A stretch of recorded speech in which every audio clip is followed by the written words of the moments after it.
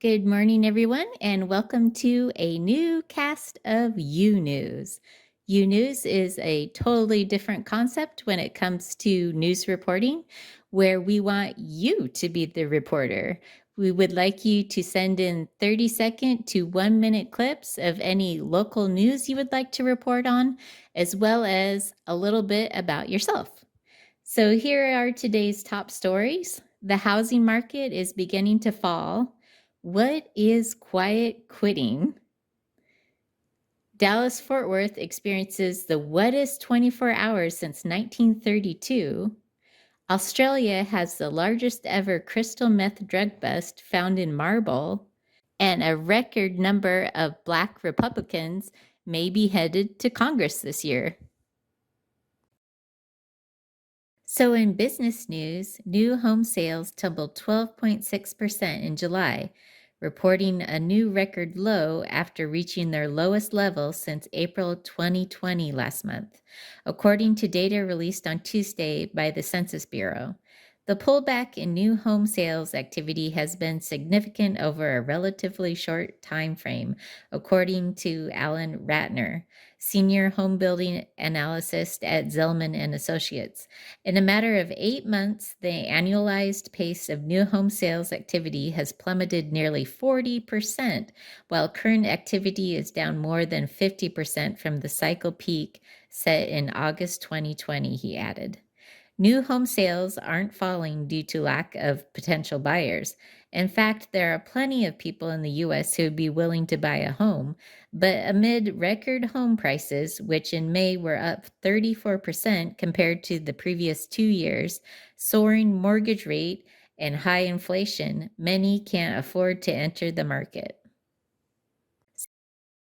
On a lighter note, gas prices continue on their downward trend today with a national gas price average of $3.87 a gallon. Hawaii still holds the highest average at $5.31 per gallon, and Arkansas currently has the lowest average at $3.39 per gallon. There is a new trend sweeping the nation on TikTok that is quiet quitting. People have serious opinions about not taking your job too seriously.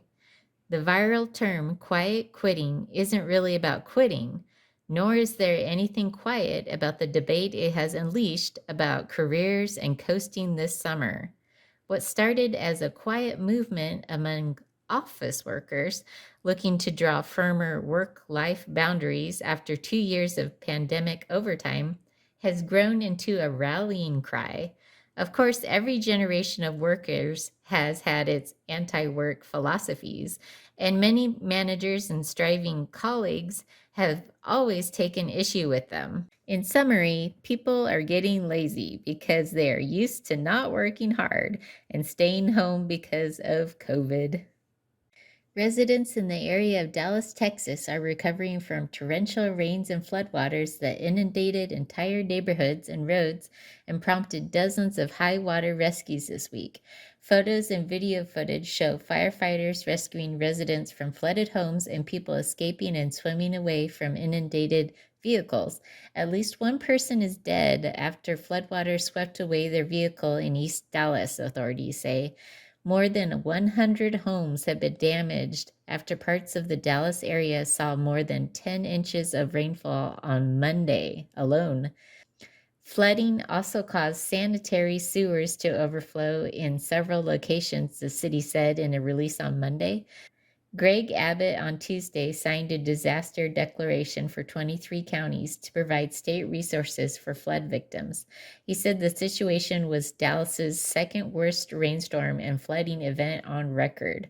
The National Weather Service said that the flood warnings in the Dallas area were in effect until at least Wednesday morning. The land down under has a heavy underground meth problem. Almost 2 tons of methamphetamine has been seized by Australian police, the biggest bust of the drug in the country's history. Police found 1,800 kilograms of what is known locally as ice inside shipping containers at a Sydney port. The record haul was concealed in marble and has a street value of more than $1.6 billion or 942 million pounds.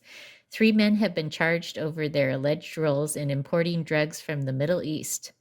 Authorities say the men are part of a broader syndicate with international links.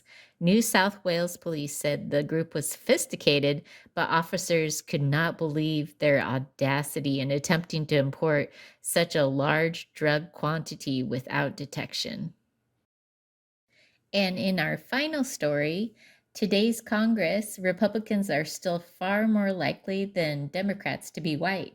But after the midterm elections in November, a record number of Black Republicans could be headed to Capitol Hill. According to reports, the National Republican Congressional Committee says 81 Black candidates are running on the GOP ticket for the U.S. House in this year's primaries, a marked increase from the 2020 primary cycle. Not all of these candidates will make it to Congress, though, as a number have already lost their primary elections outright or in runoffs. But it is likely that come January, Republicans will have the most Black members serving together in the U.S. House since 1889. The U.S. Senate could also break a record this year if Republican nominee Herschel Walker defeats Senator Raphael Warnock in Georgia and Senator Tim Scott wins his re-election bid in South Carolina. There will be 2 Black Republicans serving in the upper chamber, the highest number ever. And now for some upper Midwest news, we check in with Annette from Camp Silky. Thanks. Hi, this is Annette from Camp Silky in Michigan. The weather in the UP has dropped in temperature quite a bit. It was down to 64 today. It'll be in the 50s overnight. Fall is coming. And with that will be the apple harvest. We're probably a few weeks out yet for that, but it will be coming. Down in the lower part of Michigan, the farm is near the capital of Lansing, Michigan. It was running 80 degrees there. So that's a big difference in temperature from the lower peninsula to the UP. The big news at Camp Silky is we're having a gentleman come in and cut down some of these dead trees. This one right on my shoulder needs to go, and the one back past that chain link fence needs to go. And there are a few more that will be cut down. Back to you. Thanks, Annette. That's all we have for today.